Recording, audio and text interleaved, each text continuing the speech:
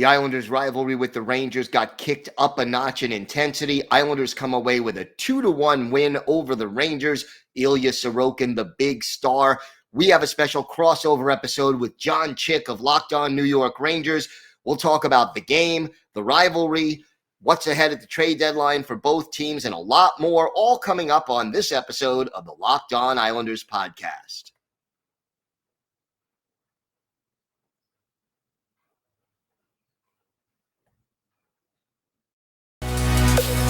Your Locked On Islanders, your daily podcast on the New York Islanders. Part of the Locked On Podcast Network, your team every day.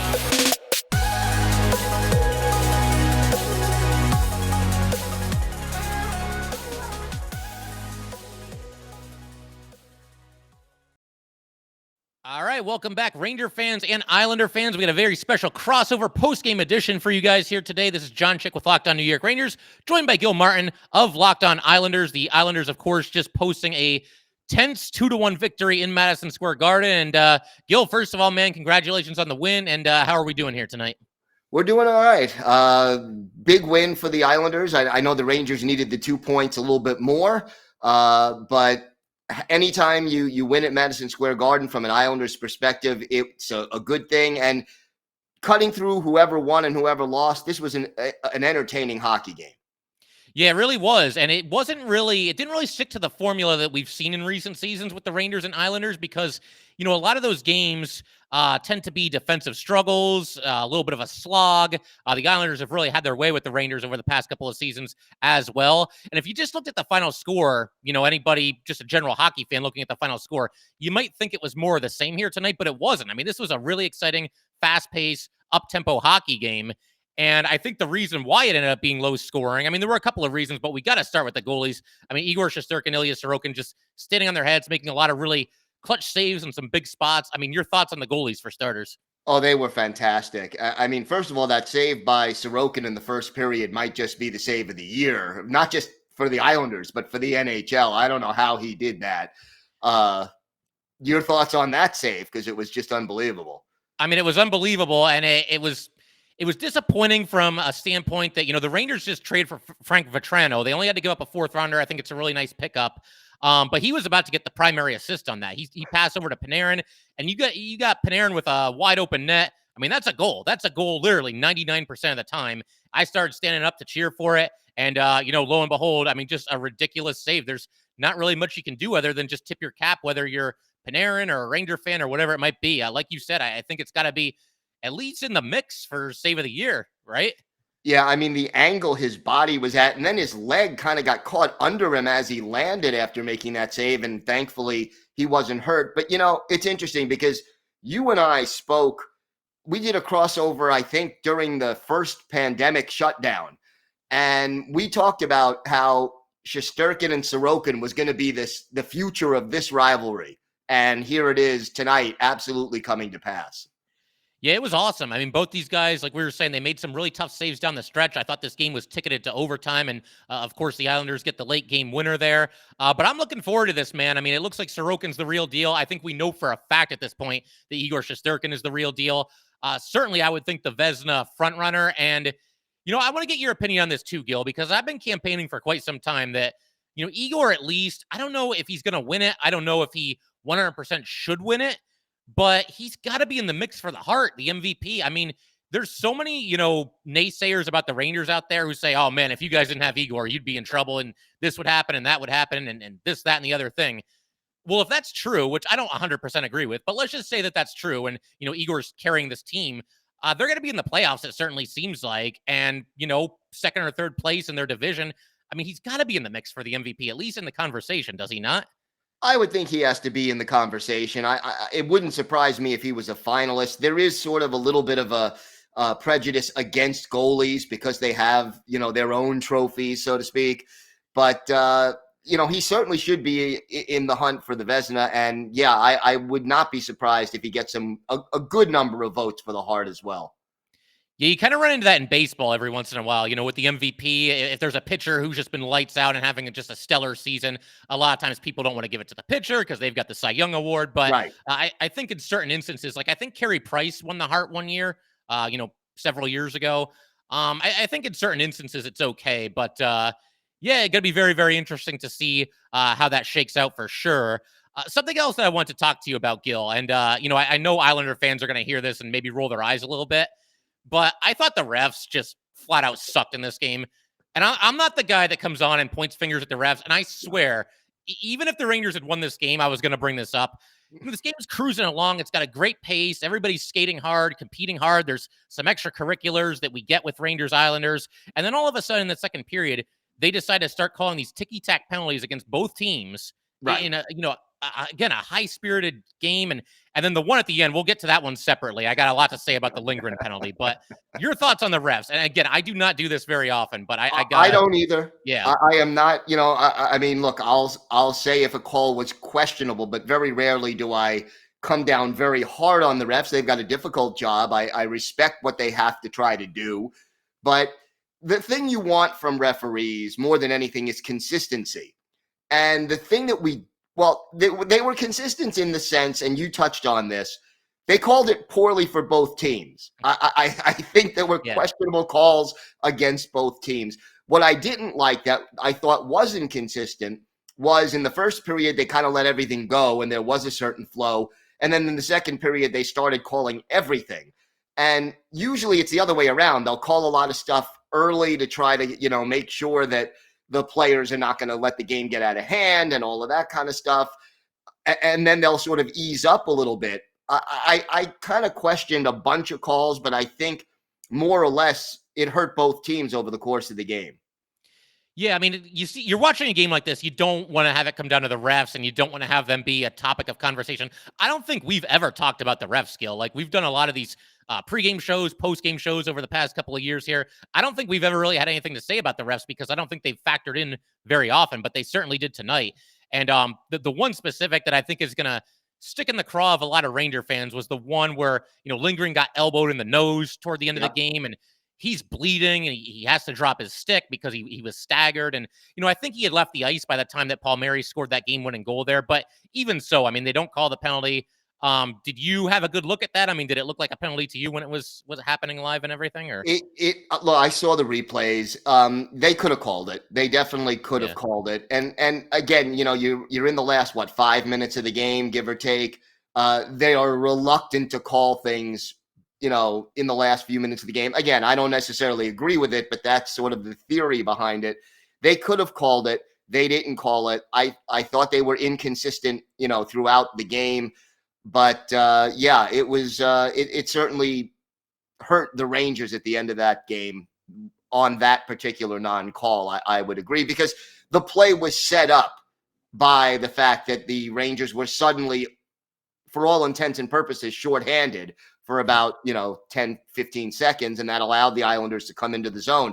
That being said, the play by Palmieri to score the goal was a great, nice skilled goal, a goal scorer's kind of a goal where he had to really, use his hand-eye coordination and get that puck into the net. Yeah, all the credit in the world to Palmieri for converting there and the Islanders for setting that up, because again, this was a crazy game, and the way these goalies were playing, it's getting late in the third period. Certainly felt like we were going to be heading into overtime, but obviously Palmieri had other plans. Gil, I definitely want to ask you about Anders Lee, and we'll get to that in just a second. But first, let's let everybody know that today's episode of Locked On New York Rangers and Locked On Islanders is brought to you by Built Bar. I'm sticking to my resolution to eat right, thanks to Built Bar. It almost feels like it's not really a resolution because I actually enjoy eating them. Have you tried the Puffs? If you haven't, you're missing out on one of Built Bar's best tasting bars. Puffs are a fan favorite with some incredible flavors. All Built Bars are covered in 100% real chocolate, Puffs included, 100% real chocolate. Low calorie, high protein. Replace your candy bars with these. They are better. A typical candy bar can be anywhere from 200 to 300 calories. Most Built Bars contain 130 calories, 4 grams of sugar, 4 net carbs, and 17 grams of protein. Compare that to a candy bar, which usually has around 240 calories, 30 grams of sugar, and dozens of net carbs. At Built Bar, they're all about the taste. They make it taste delicious first, then they figure out how to make it healthy. And I don't know how they do it, but they pull it off every single time. Go to Built.com, use promo code LOCKED15, and get 15% off your order. Use promo code LOCKED15 for 15% off at Built.com. And just want to thank everybody for making Locked On Rangers and Locked On Islanders your first listen every day. We are free on all platforms. Gil Andersley, absolutely on fire recently. And, he missed some time earlier this season. And, it is finally starting to look like the player that you and all Islander fans know and love. What's it been like watching him kind of just take off these last few games? I believe 9 goals in his last 6 games. Yeah, 9 goals in his last 6, a goal in each of his last 6. And it's been a relief. I mean, so many of the Islanders got off to slow starts offensively, Lee included, Palmieri, Barzal, Parise. I can go Bailey. I can go down almost the entire top 9 forwards and add them to that list. But Lee really has come on, and it's been great to see. And the thing about Lee, he's the captain of the team. It's more than just the points he puts up. When you're the captain and you're not contributing to the team's success, that takes away from your leadership, your ability to be that guy that leads the team, and having him be more productive lately makes a big difference to the Islanders, and that's why they've won 4 out of their last 5, or one of the reasons why they've won 4 of their last 5. So, very happy to see that. And how about with you, 40 goals for Kreider? I don't think either one of us expected that at the start of this season. It would have been impossible to see this coming. And we've talked about this before, Gil. I think there was one time I joined you on Locked On NHL, and we were talking about this a little bit. With Kreider, I was really happy a couple of years ago because they had to either trade him or sign him long-term at the deadline. He was an impending UFA. I was glad they held on to him. My feeling was that, I know we're rebuilding and everything, but you got to have a veteran or two in that room. And Kreider is somebody that has become a leader on that team. Some Ranger fans were not happy about it. They thought they should move him too and just keep stockpiling for the future. But now $6.5 million a season, that looks like a steal. 40 goals this season, like you said, just an absolute weapon in front of the net, specifically on the power play. I can't tell you how many times this season he's either deflected the puck into the net or, cleaned up a loose puck there in the crease and just kind of stuffed it home that way. Or he can snipe, he kind of sniped one home in this game here tonight as well. So, yeah, I mean, there was just no way to see this coming. You thought this guy was going to be consistently inconsistent for his whole career. When he gets hot, I mean, he's as good as anybody, but he's been hot the entire season. So it's just been awesome to watch. And I just hope he can continue this the rest of the way, the rest of the season, into the playoffs, the rest of his career. It seems like he really kind of found something, even at the age of 30 here. Yeah, no, it certainly from a Rangers perspective, very good to see. And look, he's also a Cy Young Award candidate this year. It's got to be, right? Yeah. So how about the extracurriculars in this game? Reeves mixing it up with Chara and Martin. I feel like recently, in recent seasons, not that it's been tame, but by Ranger Islander standards, maybe it hasn't been as, off the charts intense as we're used to, but a lot of intensity in this game here tonight. I could have sworn Reeves and Martin were going to drop the gloves at some point. But just your thoughts on that, the physicality, and, do you think we get any extracurriculars the next time these two teams cross paths? Well, I thought the physicality was great, and it was there from the drop of the first puck, opening faceoff, and the crowd. This felt like a playoff game. From the very start of it, it felt like a playoff game, and it was sort of like what you said, where the Islanders-Rangers rivalry is back, that there's another level to it now that has sort of been lacking the last couple of years. And, it always helps when both teams are competitive. If one team or both teams are sort of down in the standings, that does take a little bit away from it. And I will say this, I have to say this, credit to Reeves. Not too many people want to mess around with Chara just because of the height and the reach advantage. And yeah, I thought they were going to go. It would not surprise me at all if the next time that these two teams go, there is a little memory payback coming down the pike. But I also wanted to say this. Kudos to the Rangers organization and the folks at Madison Square Garden for their tribute to Jean Potvin before the game started. I thought that was a classy move and just, something they didn't have to do. But, and especially considering how popular Dennis Potvin has been at Madison Square Garden all these years, a very classy move by the Rangers. So I give credit where credit is due, and I don't give credit to them too often, but I give credit where credit is due. Hey, fair enough, man. And I agree. I think the Rangers as an organization, I'm usually very complimentary of them in situations like this. They tend to hit the mark more often than not. And again, I thought that was a nice thing to do. And I realize, that chant that's been in Madison Square Garden is directed at his brother. But even so, I didn't hear it tonight. And Grant, I hear it so often that I've kind of just tuned it out. But I didn't hear anybody chanting that tonight. Usually you get the guy that does the whistling, and then everybody will chant Potvin sucks. So I thought it was really nice to, not do that for at least one night here, and hopefully for the rest of the season, honestly, because obviously it's a difficult time right now for the family.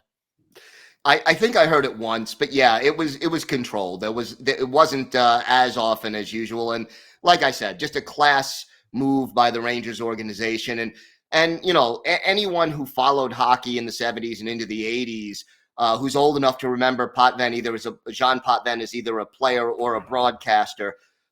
He was a great guy. I interviewed him for my book, and great storyteller, good hockey guy, just a nice person. And 72 is way too young. Yeah, I totally agree. And obviously our condolences go out to the family for sure. I did want to ask you, Gil, kind of like a big picture question as it pertains to the Islanders here. Because obviously, they've fallen short of expectations this season, but they had a lot of adversity at the start of the year. Everybody with COVID. I remember when the Rangers and Islanders played each other. Half the players in the Islander lineup, I've never even heard of these guys. They're basically going with their minor league team there.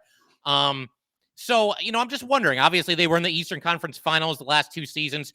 Do you and maybe Islander fans in general have a sense that this is just kind of a fluke down season? It's just one of those years and that this team could be back to being, a serious contender as soon as next season? Does that feeling exist, or is there a worry that the championship window might be closing? Which way are they leaning? I think the window is still open. There are some caveats. I mean, look, you have the goaltending. We know that. Pelech and Pulak, the top defense pair, they're going to be there for a while. Matt Barzal is going to be there for a while. Anders Lee, Brock Nelson. The key components are going to be there. The problem for the Islanders, I don't think they need to totally rebuild. They don't need to break this thing down and build it up from scratch. They didn't replace Nick Leddy as a puck-moving defenseman.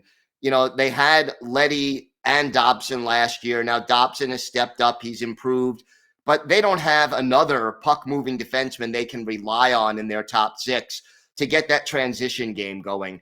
And then the other thing is they obviously need a 30-plus goal scorer, a sniper, a guy who will make other teams, play in fear a little bit when the Islanders have the puck in the offensive zone.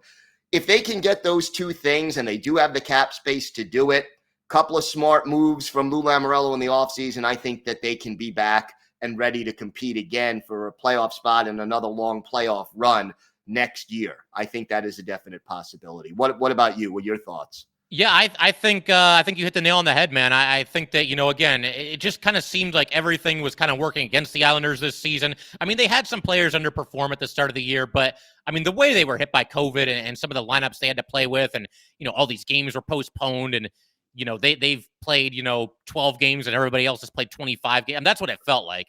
Yeah. So yeah, it's one of those, it happens in sports every now and then. The planets just don't align, and it's just not your year. And I think that's what we're seeing with the Islanders, but I wouldn't count them out at all. I mean, you look at, their roster, and like you said, all the guys, or most of the guys that have been part of those deep playoff runs, they're still there. That core is still intact, and in many cases they're signed pretty long term. So yeah, I see no reason why they can't be, right back in the mix as soon as next season for sure.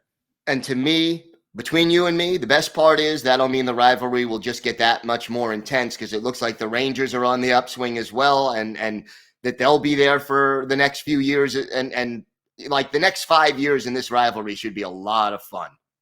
Yeah, we've been talking on and off on here, Gil. I know about, when's the next Ranger-Islander playoff series going to happen? I think it could happen as soon as next season. I mean, we'll see how it shakes out. Yeah, I mean, the Metro's tough, and I mean, who knows who's going to finish in what order, but it could definitely happen, and we're definitely overdue. Gil, would you like to let everybody know about Bet Online before we do a little trade talk here? Absolutely. Well, today's episode is brought to you by your friends at Bet Online. It's that time of year again, as college basketball's tournament is finally upon us. From all the latest odds, contests, and player props, betonline.net is the #1 source for all your sports betting needs and info. BetOnline remains the best spot for all your sports scores, podcasts, and news this season, and it's not just basketball. BetOnline is your continued source for all your sports wagering information needs, including live betting and your favorite Vegas casino games. Head to the website today or use your mobile device to learn more about the trends and action. Bet online, where the game starts. Yeah, so I figure, Gil, we can go ahead, talk a little trade deadline here. Obviously, the Rangers made a recent move, Frank Vatrano making his Ranger debut tonight. But, I'm wondering about the Islanders because, you look at their depth chart. I was on Cap Friendly earlier and seeing, who are the UFAs and who's got how many years left on their contract, all that good stuff. The UFAs are guys that they could get maybe something for, like Clutterbuck, Chara, Parise, and Green. They were the ones that stood out to me. But your thoughts about what the Islanders might do at the trade deadline this season? I mean, I would imagine they would be sellers, but not look to blow everything up. I mean, is that more or less the approach? Yeah, I think you hit it on the head. Those are the four guys who are on, contracts that expire at the end of the year. Parise just today indicated that, he would like to stay with the Islanders, but I think if he's on an expiring contract, you could always bring him back as a free agent over the summer if if you want to give him a shot at a Stanley Cup somewhere else this year. The other two players who I think might be in play, but I think Lou Lamoriello will have to be bowled over for these guys to move. You have Simeon Varlamov, because Sorokin is clearly capable of being the number one guy, and he has taken over the number one spot. Sorokin has one more year left on his contract at $5 million. We know there's a lot of teams at the trade deadline looking for goaltending. If someone makes an offer that Lou Lamoriello can't refuse, I wouldn't be surprised to see Varlamov go somewhere. And then the other guy is Scottie Mayfield. A lot of teams looking for defense. Mayfield, I think his salary is like $1.5 million, maybe a little bit less than that, 1.45.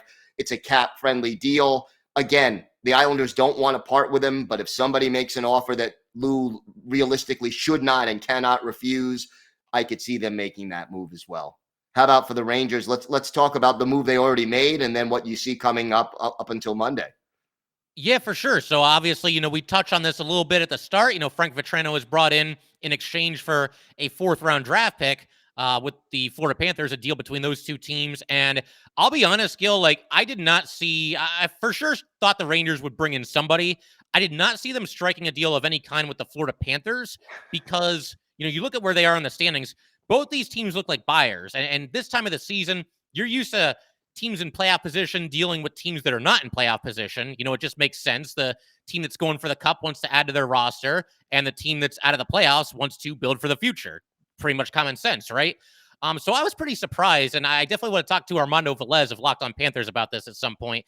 But for them to just give away Vatrano, who's not a superstar, but to give away any player who's been a part of just an excellent season for the Florida Panthers and give him away for just a 4th-round pick, that's surprising. I know they brought in Sherratt, from the Canadians and everything, but I did not see this coming. But I like the move because, again, you're only giving up a 4th-round pick.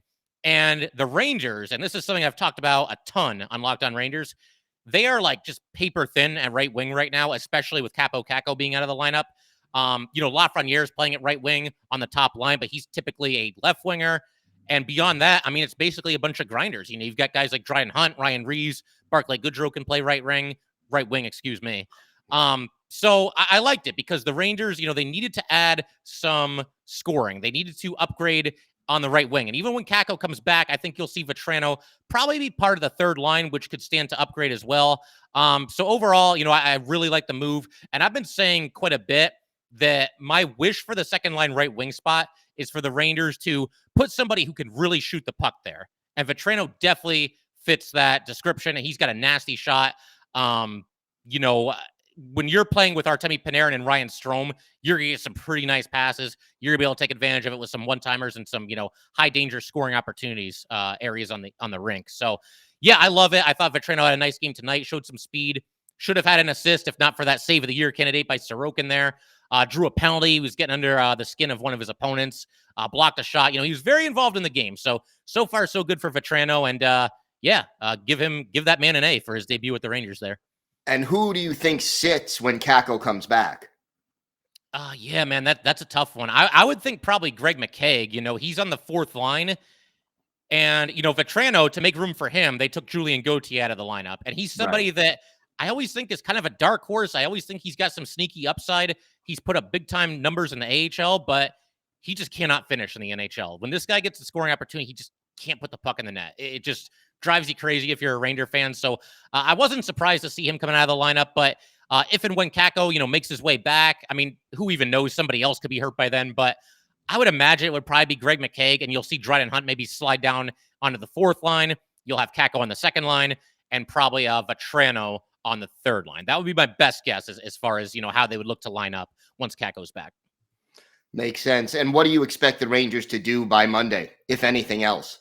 Yeah, I mean, I hope they're not done. I think, again, their biggest need right now, even after picking up Vetrano, I still say it's right wing because, again, they are just very, very thin at that position. I think, certainly looking to bolster the third line is not a bad idea.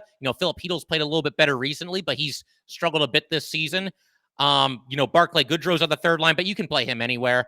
Overall, whatever combination they've used on the third line this season, it just hasn't really clicked. It hasn't really worked. You just don't really get a lot of offense from those players. So I could see them, maybe they make a move for Phil Kessel. It's not the most exciting name ever, but I do think he would make the Rangers at least a little bit better. JT Miller, it's a possibility, but I don't really see it happening just because the asking price is going to be so high. There's options. We just did a whole, 2-part trade deadline edition talking about certain trade targets. Half of them already got traded somewhere else, but and then maybe a defenseman. I haven't really been that all in on a defenseman, but if they want to add somebody for depth, I'm okay with that. I think the Ranger defensemen are pretty darn good right now, but if the price is right, I wouldn't mind that either. But how about for the Islanders? Is there anything specific they'd be looking to acquire, be it a draft pick or, a certain player, a certain position, anything like that? I mean, a puck-moving defenseman who is not that expensive is certainly something they could use, whether they add it during the offseason or add it at the trade deadline. And then I think, from an Islanders perspective, throughout the organization, they need more young players. So if they can accumulate some draft picks and or some prospects by trading away a Zdeno Chara, an Andy Green, a Cal Clutterbuck, that would probably make sense for the organization. The only thing, I don't think they're going to make some kind of a blockbuster deal for that 30-goal scorer now. If anything, it'll probably be during the offseason, either as a free agent or before the draft. But I think I could see maybe the puck-moving defenseman, and besides that, get younger in the organization and accumulate more picks. That makes sense. And we touched briefly on the UFAs for the Islanders. Is there anybody that you think is like just completely 100% gone before the deadline rolls around on Monday? Anybody that they're definitely going to ship to some other city? Yeah. No, I mean, the thing about Lou Lamoriello, he's going to only make a move if A, he feels it benefits the team, and B, if he feels he sort of has to. And, like guys like Andy Green and Zdeno Chara, if you can get something for them, the odds of them being back next year are pretty slim anyway. And like I said before, if you really want to bring them back, you could always re-sign them.